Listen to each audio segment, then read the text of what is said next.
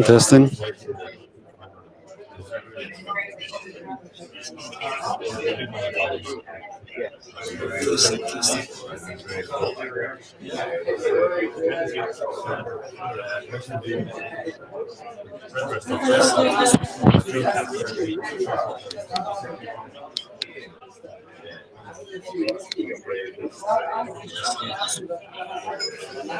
That one up there.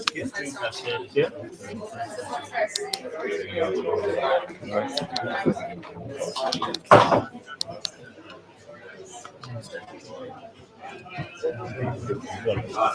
Yeah, that's the whole thing.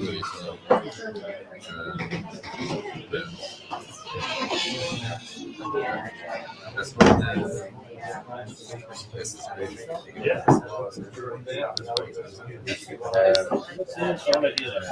know the big grand.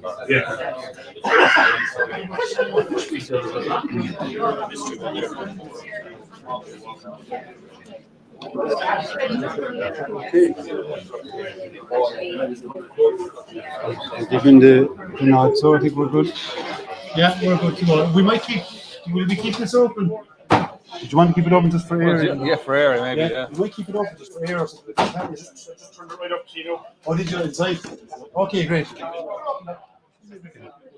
No.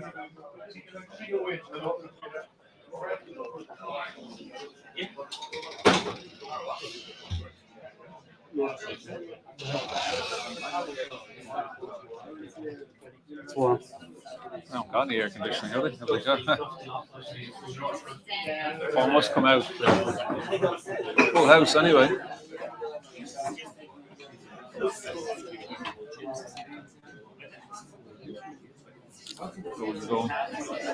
Gareth McAllister, how are you? You're starting. You're kicking it off, are you? I think I am. Yeah. You warmed them up, yeah. And I'll be running then. I won't hang on for that.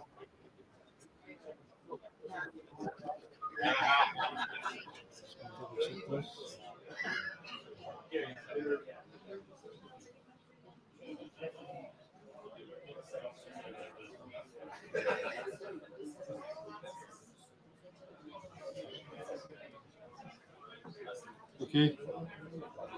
Come on, I'd lower it down. Small bit here. Testing. Yeah. No, look, it's not. No, it looks perfect. No, it looks perfect. Looks great. It looks perfect. I leave it as it is. So did you? You hear it? Yeah.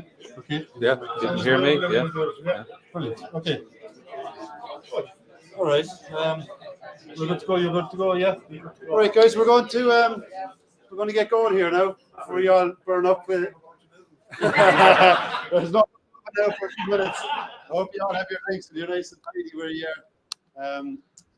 We've got Gareth McAllister from Ahascragh Distillery down for us this evening. He's going to run through a couple of whiskies that they have procured, and just before we do that, we're going to welcome Mike McMahon from Mother Mac's here, owner of the venue here, and the fantastic venue it is.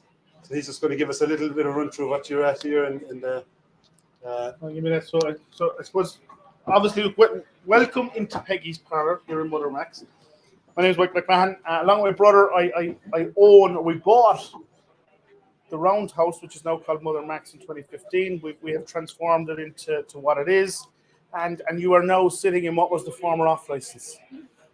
So we've turned it into a dedicated whiskey bar, Peggy's Parlour. Look, I suppose I just want to extend a huge welcome to you and I suppose to the TreatyWS Society and everyone online as well. We're delighted to have you here. Delighted to have the guys from Ahascragh. I will openly admit I know very little, but I will learn a lot more. We'll change that. You know, yeah.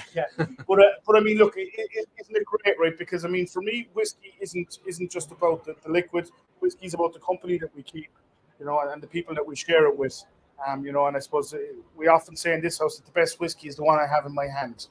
You know, so I suppose I just want to say enjoy this evening. You know, it looks like it's going to be a cracking even. Apologies, I won't be staying for too long. I'm double booked. I'm going somewhere else. I'm not going to say much more unless you want me to say much more.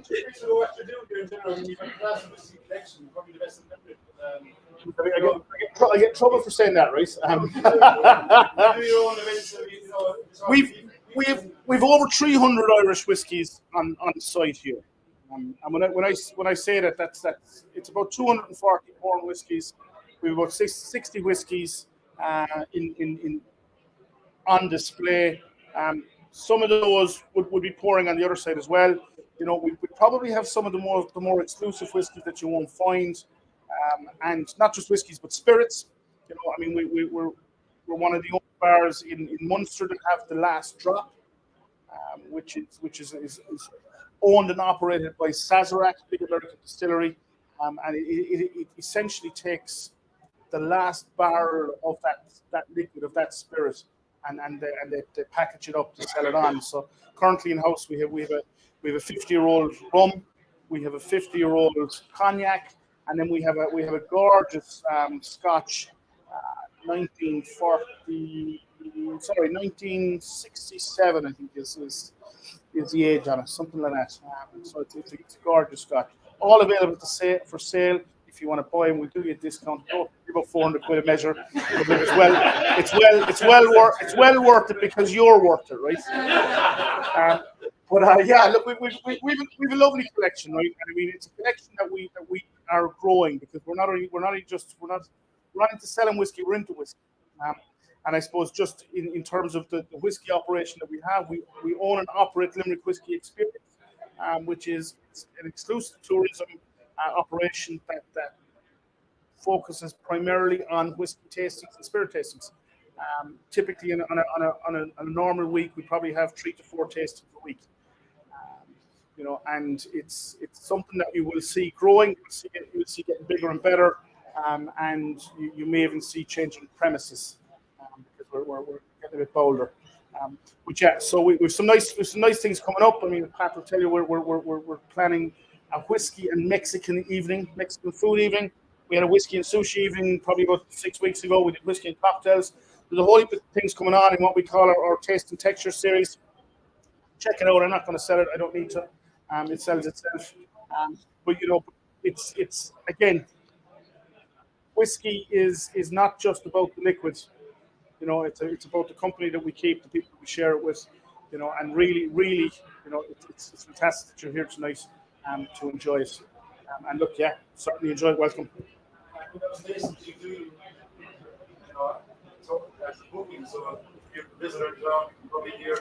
Yeah. I go into sales I go into sales pitch. I promise you I wasn't on it, right? 2 minutes, right? www.whiskeyexperience.ie, right? That's where it's at. The bookable experiences, you can book them up to 2 days in advance. Group sizes up to 20. We'll do them from sizes as small as 3 onwards. But look, it's there. They're set in stone. They are what they are. They're very popular at the moment. We also do corporate and private bookings as well.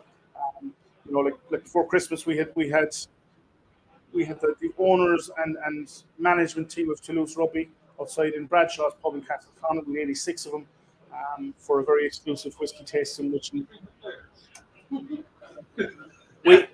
in hindsight, we probably should have, right? You know, I think at the time we felt there was no need. We were feeling somewhat smug and confident. That was Saturday morning, and you know, we got them fully loaded and sent them off out to watch the captain's run. They were having great crack. But look, you know, so we do groups from 5 up to, and again, that was probably one of the largest tastings that we had. That was 86. We've had a few plus 50. We do online tastings. We do, again, one of the most recent corporate tastings we did involved people in Switzerland. You know, with a company based here in Limerick. We had Limerick, States, and Switzerland involved. There was probably 50 across that. You know, it was quite a good crack, quite a good evening. But yeah, look, I'm not gonna bore you, right? Anyone's got any questions about whiskey after this? Obviously, you've got the experts here. Look, all our guys behind the counter, all our full-time staff behind the counter, are all whiskey trained, wine whiskey, education trust trained, level 2 minimum. With some of us waiting to start on the level 3 as well. So look, we have words. I'm not going to say we've expertise, we've words, because there's always someone in the room who knows a little bit more. But again, right, I'm going to hand you over. I'm gone. Enjoy your evening, you know, and yeah, trying to get to. No bother at all. Thanks, Mike. Well, thank you, Mike, and thank you, Mother Max, for having us. Wants the mic? No, this is my. I'll pass it back. Thanks to Andrew Barry and you guys, the Treaty Whiskey Society. So thank you for having us here. My name is Gareth McAllister. Along with my wife Michelle, we founded Ahascragh Distillery. Our son Luke McAllister, he's our brand ambassador. He's based in London, but he's over here for a couple of weeks helping us out at some of these tastings. I usually basically get started straight into the first one. And if you want to do that, we can do that. But I know Andrew wanted to spend the background, but we kept people waiting probably long enough. So let's go straight into the first one, and we'll talk through it. This, you know, the way we do our tastings, and I think it's the same with your society. It's informal. Ask questions, have a chat, have a discussion. Our mission is to help family and friends celebrate meaningful moments and occasions, and that's what this is. This should be a meaningful moment with friends and maybe some family. So let's just have a chat about all good things that's whiskey. So the first one, thank you. Luke is my glamorous assistant for this evening. This is our young blend. It's called Uis. It's pronounced Uis as Gaeilge. Anyone know who Uis was, or Uis? He was the High King of Ireland back in the 4th century, and that's exactly what he looked like back then. That's everything. I'll tell you a bit more about Uis as we go through the evening, but let's just get some liquid. So you're all seasoned tasters, I presume. I heard, yeah. You all know how this works. There's 3 steps. We nose it, we taste it, and then we look for the finish. So I'll talk you through that. We have 4 expressions here tonight to talk about. So this is our entry level. It's a blend. It's got all 3 styles of Irish whiskey in it. So it's got single malt, single pot still, and single grain. What's a bit unique about this is that we max the grain out of 50%. So we've got more of the good stuff. There's more malt and more pot still. So if you want to nose it, on the nose, you might get some apple, some pear coming through. And if you want to taste, so sláinte, I always do sláinte at a taste.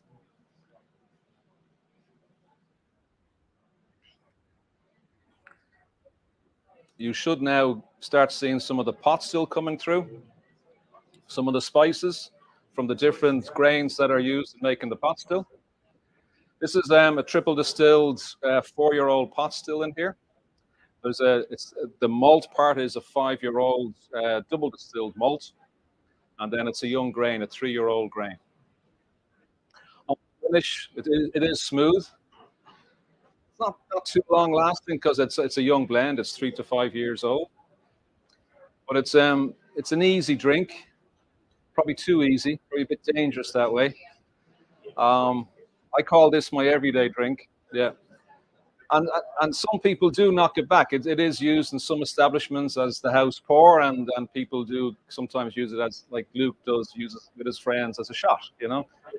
But I could never get into that shot whiskey thing. To me, that's whiskey's to be sipped and savored. But that's our young blend. What do you think of that? So it's 50% grain, 25% malt, 25% pot still. So 40%, yeah. Pardon? It's at 40%. It's at 43% ABV. So there's probably nothing like this on the market. Actually, I don't think there is at this ratio of the blend. Okay, a lot of blends that have all three would have 80, 85% grain. As I said, we max out the grain at 50%. When we do these tastings, we always look for other suggestions and ideas and comments about what it tastes like, what the nose is like. So if you have anything that you noticed, please do shout it out. Also, you know, we will be asking you at the end what is your favorite and try and get some feedback. It helps our marketing. A bit of water, yeah. It's at 43%. Yeah. And you add some guys are adding some water. Some water will open it up a bit more. You might get more of the dried fruit coming through. That's, you know, with the pot still. We you know, when we were blending it and working it out, we felt 43 was the sweet spot for it. We had it at 46, then we had it at 40, but we found 43 was the sweet spot. The effect of the lower grain content. Sorry? The lower grain content. What's the effect of that? Why do you reduce that? Well, so usually you'd have, for a young blend, you'd have more grain, okay? To form the body, to round it out, smoothness comes through. What we did with the grain is finished in two different cask types. The first cask is ex-bourbon American oak, and then we finished the grain for its last year in virgin American oak, okay? The virgin American oak brings all the good stuff from the wood into the grain, which is missing. And that then meant we could then lower the grain content in the blend, okay? So overall, it's double cast in terms of ex-bourbon American oak and then virgin American oak. So the roundness, which is really from the lactones, the olefins that are in the wood, in the virgin wood, is what makes the drink well-rounded. Well, I think well-rounded anyway, and easy to drink. A bit about the pot still. I wouldn't say spice. I'd say more like coconut, lactones, milky smoothness comes from the virgin oak. That's why, I mean, if you take a 2-year-old bourbon cask, it still has a lot of good stuff in it. But if you put it into a virgin oak cask, you can really then round it out a lot better, and you can get a better for a younger blend. It can be a better all-rounded whiskey by using the virgin oak finish. That's what we do. So a bit about Ush itself. He is High King of Ireland. I'll tell you, he's part of the Clan Colla, which is our next whiskies, and I'll tell you that story, but he was the High King and he was the eldest brother of the Clan Colla. But the thing about this brand is that it's all sustainable packaging. This is 100% recycled glass. All the labels, the paper is all recycled textured paper. It's obviously sustainable wooden stopper and cork. And the seam that goes on that and the seal is not plastic. It's actually a vegetable cellulose. It's biodegradable in a few days if you put it in the ground. So this is probably it is the most sustainable packaging that you can get for a whiskey. Now, and the liquid does. That's it. Now, the reason I say that, our distillery in Ahascragh is going to be the first purely eco-distillery. It's going to be powered completely with renewable energy. We don't burn any fossil fuels or gas. We don't emit anything from the energy point of view, the energy generation, which means the spirit from our distillery is zero emissions, carbon neutral. In 3-4 years' time, that spirit from our distillery will flow into this brand, and then it'll be truly the first Irish zero emissions whiskey. We haven't damaged the planet much in making it, basically. So that's the story of Ush and the branding behind Ush. So what do you think of the liquid? Smooth, good.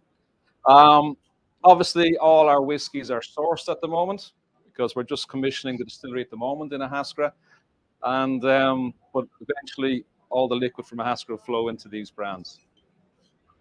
Okay, let's go on to the second one, which is Clan Colla. Luke.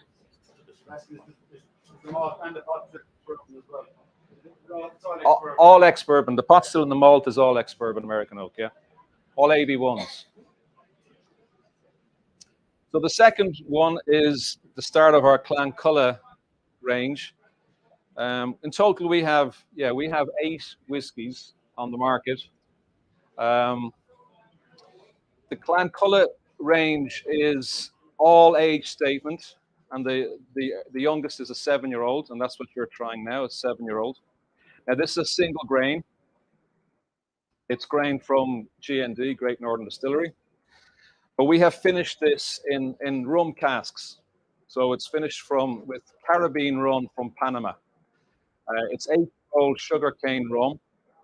Basically, when they take their rum out of their casks, they seal up the casks, ship them over to us in Galway, and then we finish our whiskies in those casks. So it's this one here. On the nose,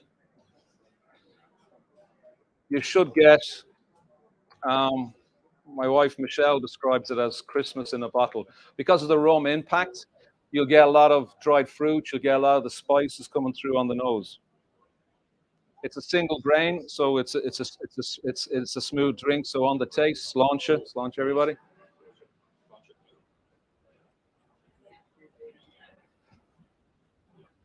What we're trying to do is show you that each of these drinks are completely different.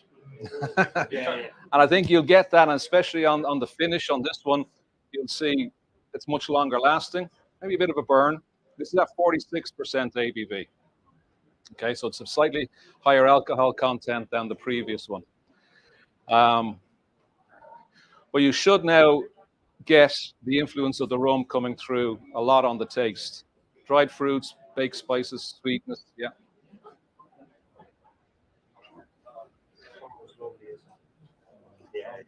What do you think? You like that one? Sorry? Yum. Yum. Let's take a note of that one, Luke. Yum. we haven't heard of yum before. That's a good one. Let's take the yum. So it's a single grain, but it's last year. It was finished in rum casks. Nearly a full year, yeah. Overall 7 years. So let me talk a bit about Clan Colla. Has anyone heard of the Clan Colla? Anyone Irish? Anyone study Irish history or mythology? Yeah? No? Celtic? Well, the Clan Colla were 3 brothers. If you look at the packaging there, we again have actual pictures of what they looked like in the 4th, 5th century.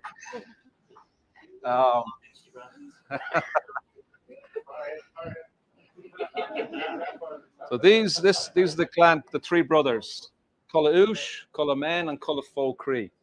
And they were 3 brothers that conquered all of Ireland and parts of Scotland in the 4th and 5th century. Okay. Now, they did it in a way that wasn't allowed at the time. So there's an Irish law, old Irish law, called the Gate Law, which means you cannot kill a sitting king, or you cannot slay the sitting High King of Ireland. But Ush, this guy, where's he gone? Over that guy. Ush decided to slay and kill his uncle, who was the sitting High King of Ireland at the time, and he became the High King of Ireland then. But the curse goes, this Gate Law is the curse. It says, if you do that, your reign will be short, and none of your descendants will ever become the High King of Ireland again. Okay? So after 4 years, he was basically put into exile. He was deposed, and he fled to Scotland with his brothers. He raised an army again and tried to come back and conquer all of Ireland again. He only got halfway through, and he conquered only half of Ireland, but he never again became the High King of Ireland. Now, anyone who's descendant from these 3 brothers are part of the Clan Colla. There's a lot of Irish surnames, a lot of Irish names and Scottish names that are part of the Clan Colla. McAllister is part of the Clan Colla. Mahon, Colgan, probably a lot of your names are part of the Clan Colla. You can actually, Larkin, you're just saying that, or you know that? You can actually go online and check if you're part of Clan Colla. You can actually do a DNA test and see if you're part of the Clan Colla.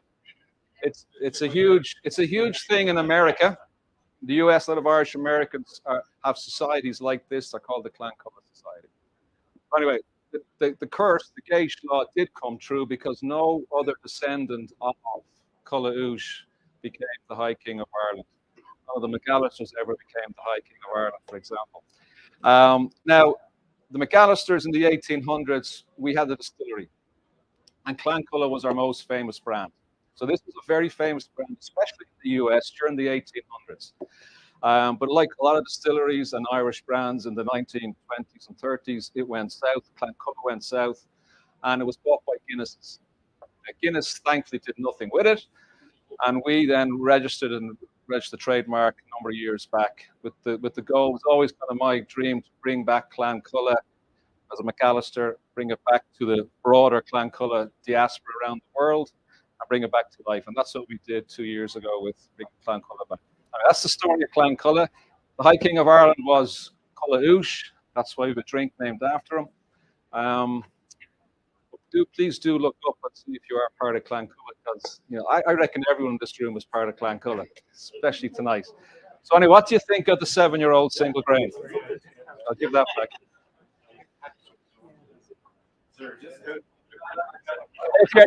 Yes. You have to do the DNA test. You got to send in a blood sample. You have to be really a part of the Clan Colla to get the discount, unfortunately. Okay. Why? Yes. Again, it's Christmas pudding. It's Christmas cake. It's the rum impact, all those spices, and like it's not just rum made with molasses. This is sugarcane rum, the highest quality rum that you can have, and it's matured for 8 years. The rum color is actually darker than our 13-year-old whiskey, for example, all right, a 19-year-old whiskey. So it's real dark rum. It's a beautiful rum. And they're the casks that we use then to season this whiskey. I think with a single grains are beautiful, smooth drinks, but if they're finished in innovative ways, it can add a lot more to the grain. Okay, so the grains that we have, we try and finish them differently. This was the rum example. Nearly a year in the rum cask. So it was ex-bourbon American oak for the first 6 years, and then the rum cask for its last year.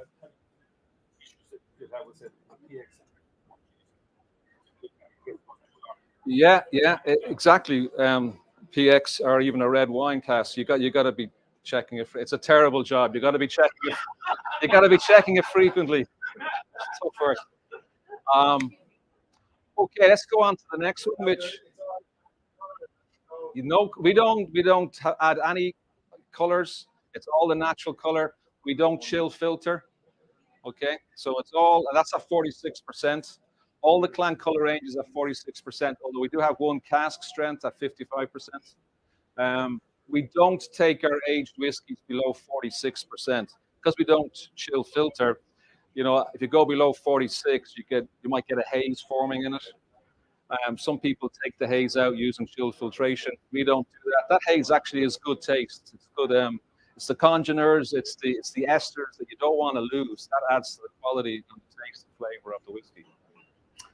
Okay, the next one is the Clan Colla 11-year-old. Now, does anyone like peated whiskey? Yeah? Okay, well, this is not a peated whiskey.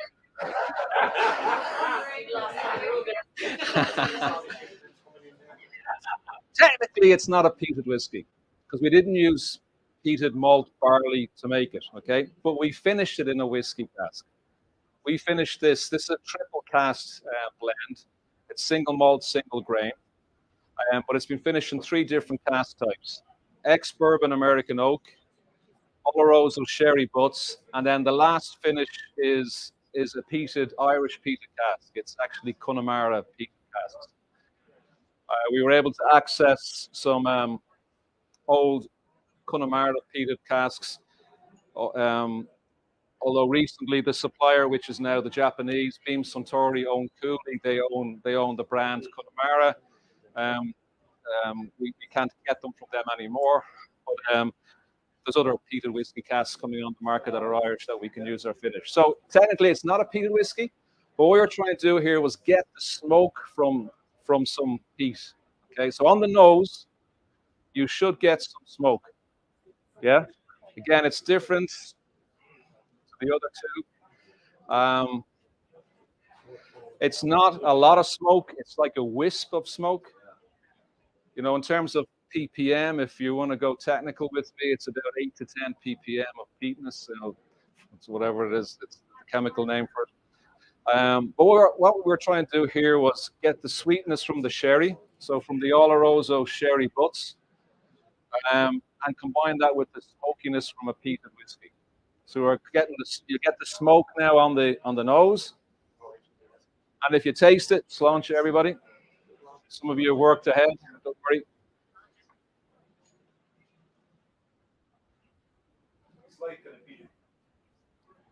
But you should get the sherry influence coming through on the taste, the sweetness coming through, yeah? And at the end, the finish is longer because it's an age, it's 11 years, but you might get the smoke coming back at the end. I tend to find the smoke at the beginning on the nose, the sweetness coming through on the taste, and then the smoke again at the end. Now, this spent its first 8 years. It was in ex-bourbon American oak casks. Then it was 2 years in Oloroso sherry butts, dry sherry, and then the last year was in the peated cask. Okay, so it was Connemara, Peter. Yeah.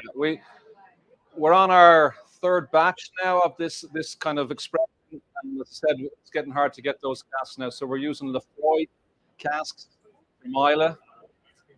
That's peated. Yeah. So we won't have to leave it as long, I hope, in the Lefroy casks. But it's all a blending. It's all a blending. Pardon? A 5-year-old Lefroy. Yeah. If you come to our distillery, we can show you the finishing casks that we use, and the Connemara, the Lefroy. So, what do you think of that? So, no, it's an easy drink. It's the malt in here. It's a 5% single malt that is 17 years old. Okay, the grain is 11 years old.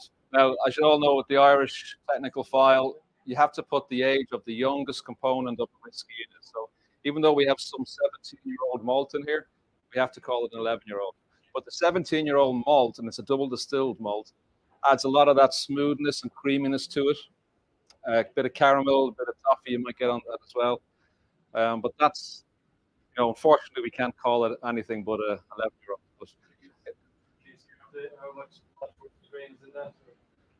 Yeah, sure. It's 95% grain, 5% malt. The more aged or older your single malt is, you don't need that much to have an impact on the grain, especially a younger grain. So that's what that is. You'll find the finish is a lot more longer lasting compared to the other ones you had. So far, how are we doing? Which is your favorite? That one, 11. You're all seasoned whiskey drinkers. You go for the higher age, yeah.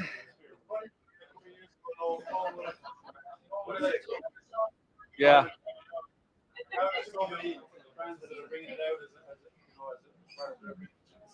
Yeah. We find a lot of people who don't like peated whiskies actually like this. It starts them on their journey to peat. Now, in our distillery in Ahascragh, we're doing single malt and single pot still. We're not doing peated. Once you get peat into your whiskey, into your distillery, you'll never get it out. So your distillery should either be one or the other. But we're not. We'll do our finishes in a peated cask, but we won't be making peat whiskey for malted barley that's peated. We're nearly there. We'll be. So it's It's an electric distillery in terms of the biggest substation possible for a distillery. You've got a transformer that's 640 kVA. It's a mammoth of a substation that we have because the whole distillery is powered through electricity, renewable electricity. As a result, the ESB have been really been difficult to get them on site, but they're coming on site next Tuesday to power us up. So we've got power next week. By the end of by mid-May, all the mechanical electrical installation will be finished, and we hope to be commissioning and distilling the first Ahascragh spirit by the end of May. We're starting tours the end of May, beginning of June. So if you're ever in the area and you want to come and do a tour, where Ahascragh, do you know where Ahascragh is? You know Ballinasloe? Right, about 10 minutes north of Ballinasloe. Near where this man is from. Yeah, it's East Galway. We're kind of in between Mount Bellew, Ballinasloe, then you got further on, you got Tuam. So we're out there in East Galway. Beautiful small village, but it is.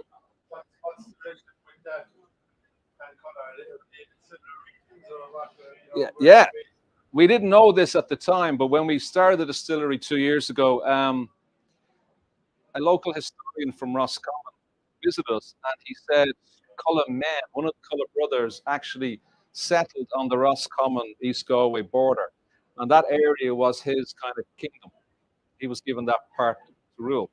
So that's the connection. We didn't know that at the time. Then also in Aughrim, the Clan Colla came together under the banner of Clan Colla to fight against the Williamites at the Battle of Aughrim. Unfortunately, we didn't win, and a lot of them got killed. But there's that's the local connection with Clan Colla. Probably, yeah, they would have been back in 1691. They would have been drinking hopefully good whiskey. Yeah, it's an old mill dating back to 1810. That was the first written record. We reckon it's late 1700s. It's got a beautiful mill race running down the middle. It's a hand-built 2-kilometer canal. And it had 2 large walk wheels either side, which powered the whole mill. And this mill provided all the flour for probably all East Galway at the time. It was one of the biggest employers at its time. But it's been derelict for the last 70 years. We came across it in 2017. It was completely overgrown. It's a protected structure. All the stonework is all protected. We've restored it to what it hopefully used to look like. We weren't allowed to knock any walls down or change it at all. So it's the original old mill with a very modern, state-of-the-art distillery inside it. So please do come and visit. I'll be there tomorrow. I'll show you around. No problem. We have an events center too. So the distillery is basically 4 buildings, and then we have a large, which was the old grain storage building when it was a mill, and it was 5 stories high. And you can see as you go into the village, it's a big building. That's going to be our events building, our hospitality, our visitor center. It's going to have 4 floors of just pure hospitality, whiskey tasting bars, a big events room. You guys can hold one of your, society evenings there, no problem. The distillery will be up and running hopefully the next month or so. But there's another probably 10, 12 months of construction needed to fit out the hospitality part behind that. We do have a shop and cafe across the road, so you can come and have something to eat. You can buy some merch, you can buy some liquid, and you can have a good look at the distillery. So we're open for visitors now if you want to come and do that. But the full tour starts end of May, beginning of June. I'm hoping by end of May, the first spirit will be coming off the stills. Yeah, it is a big plant. I mean, we have 3 obviously copper pot stills. 7,500 liters is the wash still. 7,500 liters is the intermediate still, and the spirit still is 4,500 liters. It will be on a 7-day operation. It will be about 1.5 million LPA a year. So 1.5 million liters of pure alcohol we will produce a year. So that puts us in the top. Definitely, in the west side, it will be the top 2 or 3 distilleries. Lochiel obviously is much bigger, but we will be definitely in the top 10 capacity-wise distilleries in the country. Okay, so please do visit us. Great achievement, you know, to put that in place, you know, and consider you have that with all the.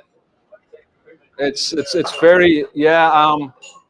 We are the first distillery to use very high temperature heat pumps. So the trick about electricity is converting it into a medium where you can use to drive the process. Distillation is a very high energy intensive process. You need a lot of energy to drive your stills, to drive the separation of the alcohol from the water. That hasn't been done before. We're the first to do it this way. It's technology that I'm a chemical engineer, I'm also a distiller, but it's technology that I've used before around the world, but it's never been used in the distilling industry. So we're the first, definitely Irish and UK distillery to use this technology.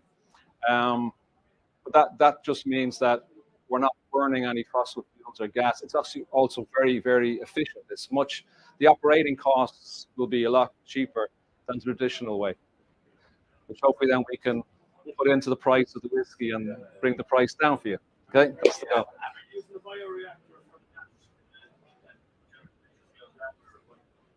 We're going to have carbon capture eventually on the fermentation process. That, you know, the fermentation process naturally gives off CO2. But we are looking at carbon capture technology to capture that. They convert it into a medium that's used then for road fills and stuff. It's used as a filling material. But that's the second step. The first step was to decarbonize the energy source. The second step will be then to basically decarbonize the fermentation process. Yeah. But if you come, we'll explain it all to you and show you the technology, and you can come and see it. What's the price point? Yeah, so the huge is retailing. We recommend $39.99, but we've seen it in McCambridge's, we've seen it in Celtic whiskey shop for 48, 50 euros, but we'd recommend 39. It's an entry level drink. The 7-year-old is retailing at 65 euros. The 11-year-old is retailing at 80 euros. That's what we recommend. We don't get that. I'm going to get a fraction of that. But I have seen a price higher. But we also have, we've been told we have 8 whiskies, starting with the huge. We also have a 19-year-old single malt and 3 types of 20-year-old single malt. Our 20-year-old single malt finished in PX Cast, won a gold in the Irish Whiskey Awards just past November. It was the first time we entered one of our whiskies into the Irish Whiskey Awards, and we were very happy to win gold there. We also have an Oloroso finished 20-year-old, and then we have a cask strength, 55% cask strength, Amarone, red wine Amarone finished 20-year-old single malt. I forgot to bring the 20-year-old single malt with me tonight. You put in the car. I would have given it. If you come to Ahascragh tomorrow, you can get some. We have one more whiskey for you, which is a surprise, and we want you to taste. I'm not going to lead you through it. I want you to. I want you to nose it, taste it, see what you think of the finish, and then shout back what you think it is, how you think it's made of, how old it is. Do you like it? Is it a yum?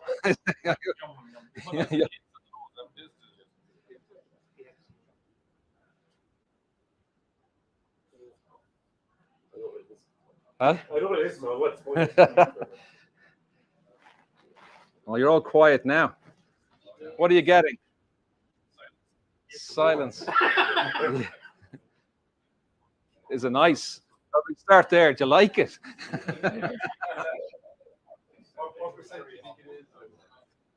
It's 46%. It is part of the Clanculla range. It's our new expression in Clanculla. But it is 46%. Well, yeah.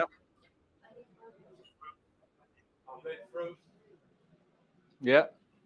Some sweetness there. So is it a blend or is it a single malt or pot still? Let's start there, or a grain. What do you think? That's spot on. We like our sherry in Ahascragh.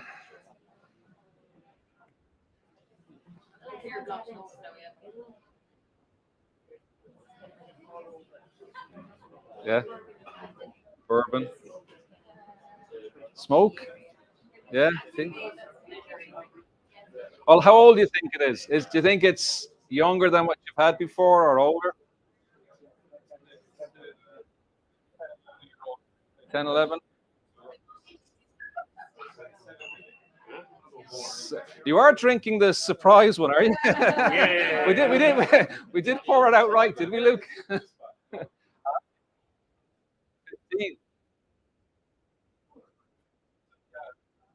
I obviously know what this is because I filled it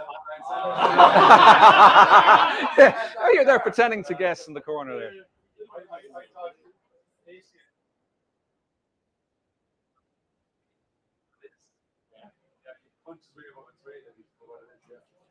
Yeah. Have you gotten a sample from me there, Luke? Well, it's a 13-year-old. Okay. And it's a blend of malt and single grain. And it's finished in Oloroso sherry butts. So whoever got the sherry is right. Whoever got the maltiness, the caramel, that's from the malt content. The color is quite good as well.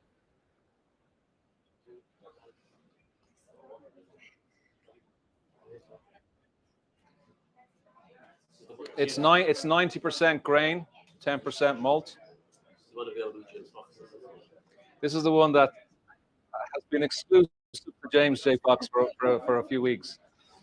We will be bringing it out elsewhere. Yeah, you've already tried it, have you? Or you've already tried? Oh yeah, yes, yeah. Well, the guys in Irish Whiskey got it completely wrong. Yeah, absolutely. He thought it was a single malt, full single malt. Yeah. Gorgeous. Oh, we got a gorgeous here and a yum. That's good. So what's your favorite then? Number 3, the 11-year-olds. Yeah. Well, let's do a show of hands. Who liked the first one, the Oosh, the best? 1, 2, 2 for Oosh. Okay. Who liked the 7-year-old, the rum finish? Okay. All right, that's good. Who liked the 11-year-olds? All right. And then who liked the last one best? So the house is split. It's very we had something for everyone then. That's good.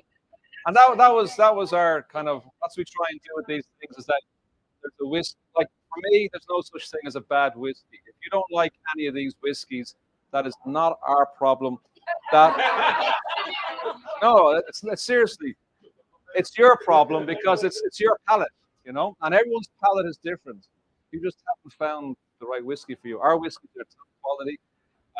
It's nothing to do with us. It's you if you don't like it. But I'm very happy that we have. So that's why we try and get something for everybody. And I hope that kind of range of whiskeys did show you that. Yeah. Now, a few drops of water works wonders, especially with the aged whiskeys. It opens it up, the vapor pressure changes, and you get more of the esters coming out, more of the contours coming out. Okay, any questions?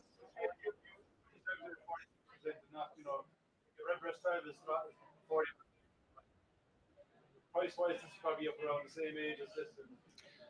85. What's this price of this one? It's up 88, is it? Yeah, it's in the 80s. It's in James J. Fox at the moment, but I'd say to me mid 80s. Yeah, it's not as complex as the 11-year-old in terms of making it. It's not triple cast; it's double cast. But I'd say a few euros more than the 11-year-old is what I put it at.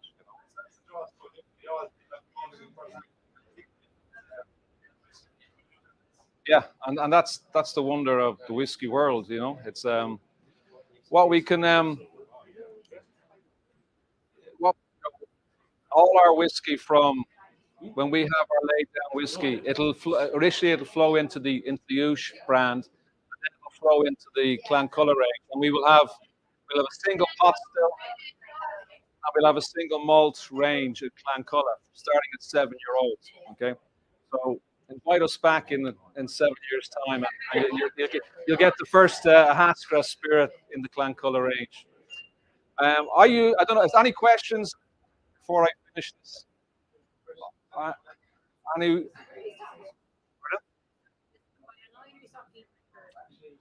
Yeah, we're on the key outlets have us. Although I don't think Mother Max have us. We need to sort that out tonight with Mike. And actually, our distillery manager, Coach Baxter, she was the head distiller in Dingle. I'm just looking around, I see Dingle everywhere. I'm going to say to her, I saw all the stuff you made when we were doing this today. Oh, if there's no, well, we can continue chatting and talking, but I usually finish these things up with an Irish toast. Okay, so if you want to do that, we can do that now. No, we can keep to ask questions. Keep going. All the age is ex-Cooley. So myself and my wife have been buying casks for quite a few years. So a lot of the aged stuff we bought 7-8 years ago. When you could buy aged malt, it's very hard to get now. The younger stuff is coming from G&D, Great Northern Distillery.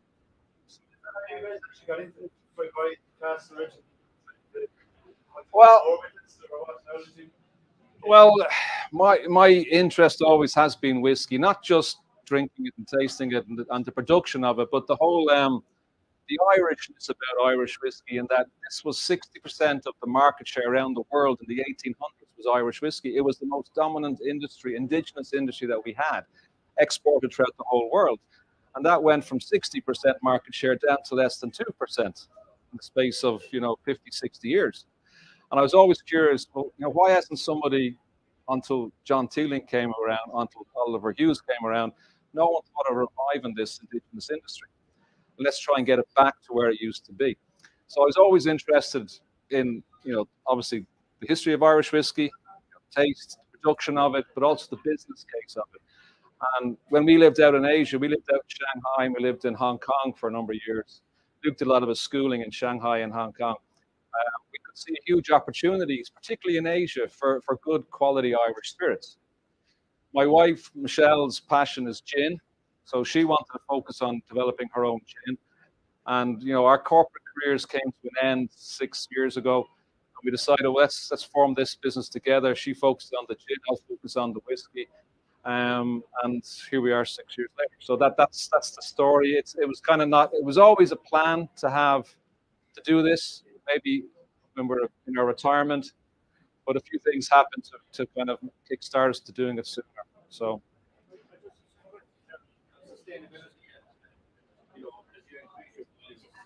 Where your grain's coming from, you're going to be making your own liquor.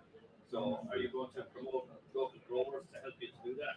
Absolutely, yeah. We've actually, this week, we had our local growers in East Galway and Roscommon have been giving us their grains, really for the green barley for our stuff. And we just got the results back in the last few days that the grain is actually quite good, that we can use it, the protein levels, the spec that you need for whiskey. So we will be using local growers as much as possible, yeah. Is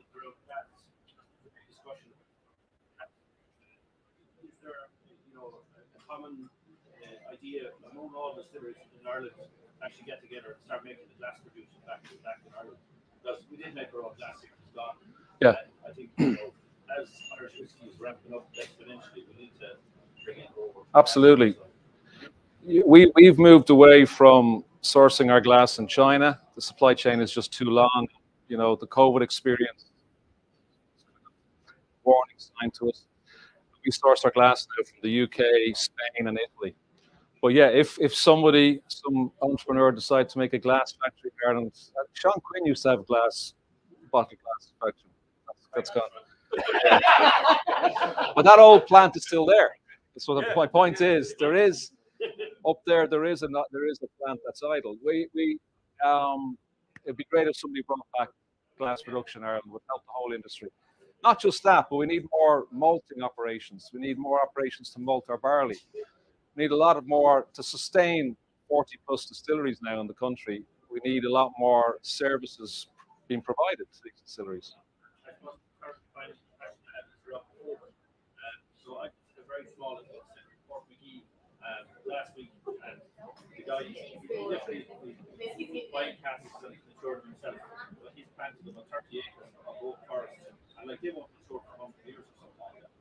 is there a front runner in trying to do that? I know there's talks about things like that. Would say, have you thought about that for yourselves long term? No, it'd be great though if we could access our own wood locally, but no, there just isn't enough. And what is there is just too expensive. So the model is it's American oak from urban distilleries in the US, and there's so many new distilleries opening up in the US that are taking virgin American oak, and then 2 years later, they can't use it anymore for bourbon. So that there is, the supply is tight now, but there will always be a supply of American oak. American oak and European oak, French oak, are probably, my experience, the best types of wood to use for your whiskey. So all our, except for 5%, most of our new make spirit will go into ex-bourbon, American oak, AB1s, it's the first fill. Okay, you can use it 3, maybe 4 times, but all our new make spirit will go into AB1s. Yeah, there's so many parts of the whole whiskey supply chain that we need to get better at in Ireland, and hopefully other people will start businesses and do that, because there is a renaissance. Irish whiskey now is the fastest growing premium spirit in the world. It's grown 140% in the last 10 years. We saw out in Asia, it's over 300% growth in Asia, 360% in India, for example. So there's a huge opportunity for Irish whiskey. Hopefully get back to where it used to be. They reckon it'll outgrow Scotch by 2030. It'll double between now and 2030, and it'll be bigger than Scotch for 2030. That's what the projections and the experts say. Don't quote me. Between now and the end of the year, besides our 13-year-old? That's here now. That's here now. I think, no, for the rest of the year, in terms of new expressions, that's probably it. We launched that around St. Paddy's Day. We're focused on getting the distillery up and running. We might have a new make spirit coming out. So, yeah, a new make spirit from Ahascragh might come out by the end of the year, if you like spirit. But yeah, no, we've got a product pipeline. We've other Clancull expressions planned for next year. We have a 23-year-old coming out at the end of next year. So, there's a couple of questions online here. Sure. One is about the maturation plan with yourselves in Ahascragh. Is it all bourbon first fill initially, or will you start to use it? Or do you use a mix of casks? Or will you use a mix of casks? We'll put some of our pots still into sherry butts originally straight away, and we might finish them with some virgin oak at the end. But about 5-10% of our pot still will go straight into sherry butts. That's just because that's how pot still used to be done in Ireland. Yeah. Because they didn't have American oak or ex-bourbon casks. They had a lot of sherry casks, a lot of wine casks that were empty, and they put their pot still into that. Okay. And as well as question here is, would Ahascragh be using oats in their pot still distillation? Yeah. Our pot still will be obviously malt, barley, green barley, wheat, oats, and rye. 5 grains in it. Yeah. And we're hoping the technical file has been amended in Ireland. It's with the EU for approval. We're hoping they relax the rules around pot still, so you can have mash bills, up to 10, maybe 20% other grains. You'd be in favour of that? Oh yes, because that's the way Clanculla was made in the 1800s. It was a mash bill of pot still which had up to 20% other grains. It'd be great to be able to make an original from those old recipes. It'd be great to be experimenting with them. That's the beauty of the Irish whiskey category compared to the Scotch or Scottish. The Scottish technical file is very rigid, very stringent. We have more freedom, and that's why we should be more innovative, and we should, produce a wider range of whiskeys for everybody's palate. Just on the historical side, do you have any old recipes knocking around? Have you found them or researched them? Or? So the old place where the McAllisters were is a place called Tully Glass in Ballymena. It's now a hotel convention centre. But they have some old memorabilia and documents in there that does kind of suggest some of the old raw materials that were used in the mash bills. But yeah, we know something, and not going to tell you what it is now, but we do hope to try and our distillery is also, we've built it in a way, it's a craft distillery. We use a mash filter and a mash conversion vessel. That gives us better freedom and separate. We can be more experimental, more innovative. We're not fixed to rigid mash bills. When you all come tomorrow to visit us, I'll show you that. I'll show you that. Is there, you have the UAIS release. I mean, the brothers on the boxes. The packaging living is beautiful. How it's presented. Thanks. Is there a plan or any ideas to maybe produce a bottle for each brother, or is UAIS the high king? That's it. Watch it exactly. It's a great idea. Remember, I take that. Yeah, we want to tell the full Clanculla story. There were three brothers. There was a local connection with Colla men to East Galway, Roscommon. Who knows? Yeah, but we have a trademark, so nobody can steal it from us, right? So don't try and do that. Some of those names are hard to pronounce as well. But the brothers' names are. Well, Colla Oosh, Colla Focree, and Colla men. Might not work with the Americans.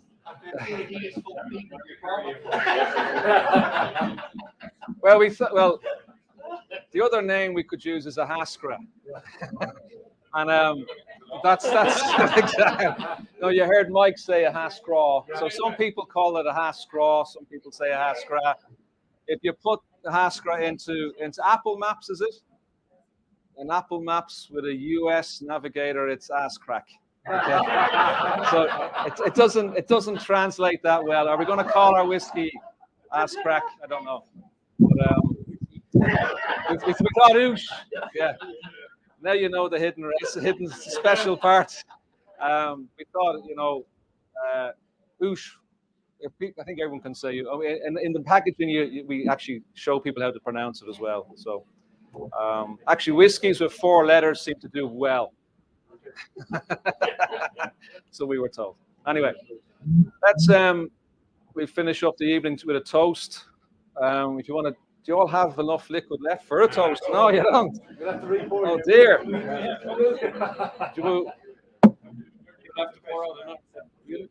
you want to? Will we pour some more, or are we allowed?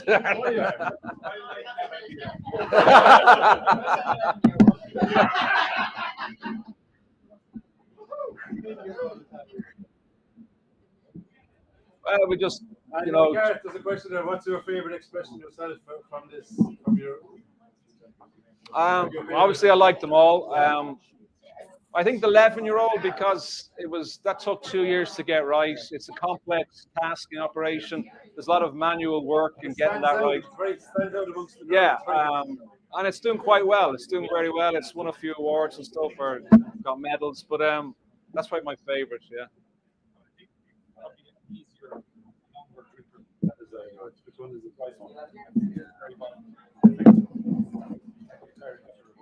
It can, yeah. But still, it's a good 13-year-old, though. Yeah. Yeah, like the Oosh will be my everyday drink.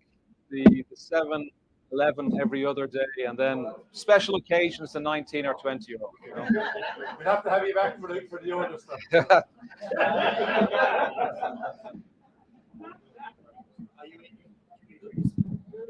No, we're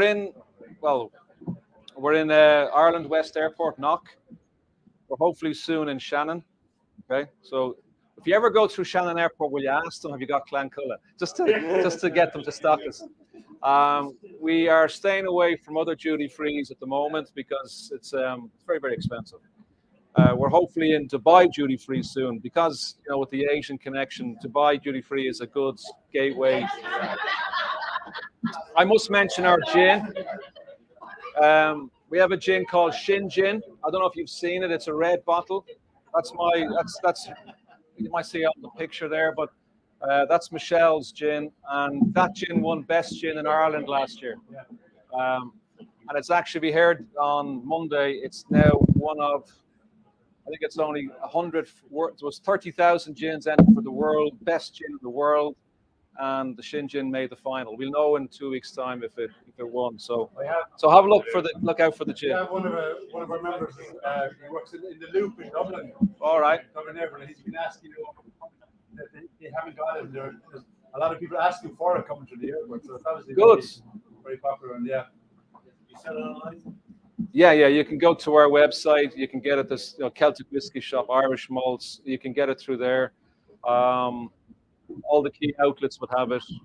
All the big distributors have it. So. Yep. We're limiting the 20-year-old now to mainly a distillery door sale. So when we want to keep something good for people who've made the effort to come and visit us. So 19 and 20-year-old, you'll definitely get at the distillery. We're trying to limit it, and also online on our shop online. But we're trying to limit it just to that, because with aged malt, once it goes, it's gone. It'll be another 20 years before we'll have it. Have you limited Well, the obviously the 19 and 20 is limited. The 7 and 11 is done in batches, but we have enough coming through the pipeline to keep everybody happy.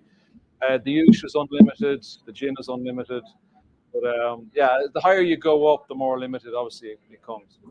It's great that you put out such aged whiskies, as source whiskies.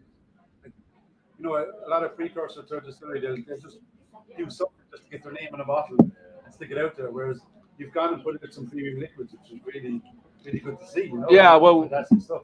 We always wanted to bring Colla back with a bang, and bring it back as a premium, super premium, and like the 23-year-old will be an ultra premium product. And that was always a thing. But you do need a brand, you need a high runner, high volume brand coming up behind it. Yeah. And that's what we hope the Ush will be, the 7-year-old and maybe the 11-year-old. Well, there should be something in the range for everybody's price point as well as everybody's palate. And picking the uneven numbers, you pick the 7, 9, 11, 15. But why do you think that is? Why do you think that is? People think that we kind of hired a marketing company, an agency, and we paid them a fortune, and they came back, yeah, call it a 7, call it 11, call it a 13-year-old. But what do you really think it is? It's a much simpler. Stand out.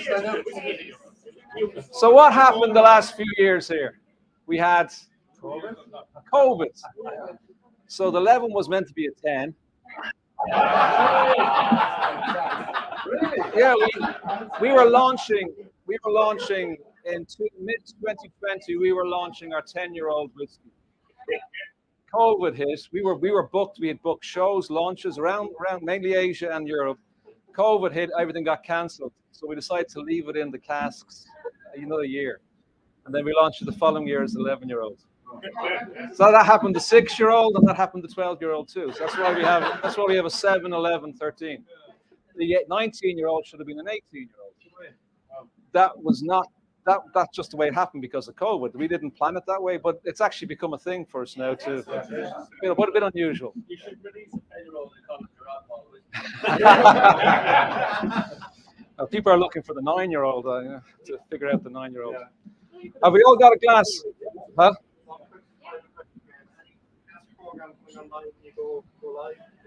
We have a cast program on now. Thank you very much. That's good. Yeah, I can do a plug for the distillery. So if you can buy a founder's cask from us. All our information is on our website. Go to ahascraghdistillery.com. We are actually doing a fundraising to a crowdfunding, which is going to be kicking off in the next couple of weeks on Cedars. This is to fundraise for the hospitality, the events building at the back. We're raising 1.5 million for that. So if you want to buy a few shares in a great distillery in Ahascragh, go on to Cedars. You can pre-register now on cedars.com, and in a few weeks it'll go live. And you can buy anything from 1 share up. One share is 125 euros, so you can go from 1 share up and be a shareholder, and you can come and visit. Okay. So, which one am I going to? I'll take the 13. I'll take that. Let's do a traditional Irish toast, which some of you may have heard.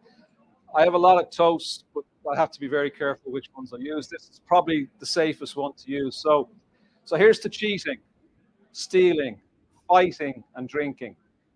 May you cheat death. May you steal a heart. May you fight for a brother. And may you drink with me, sláinte.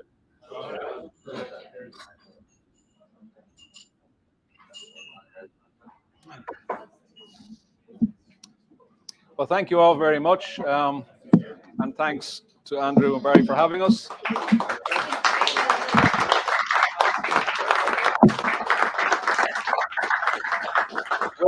Please do now, when you're going to the bar, ask the guys there and Mike, have you got Colla, have you got Oosh? That'll make Luke's job easier to sell to them after.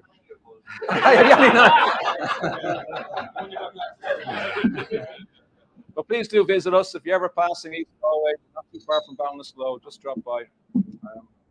Lovely to meet you all there in Ahascragh. Okay, thank you all.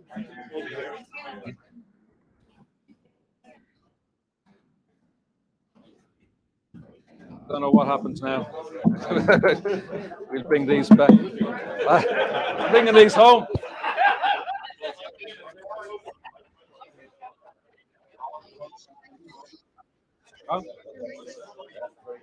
Did you learn anything? Well, I try to make sure everyone learns a bit of it. Yeah, let's get that off, turn it off there.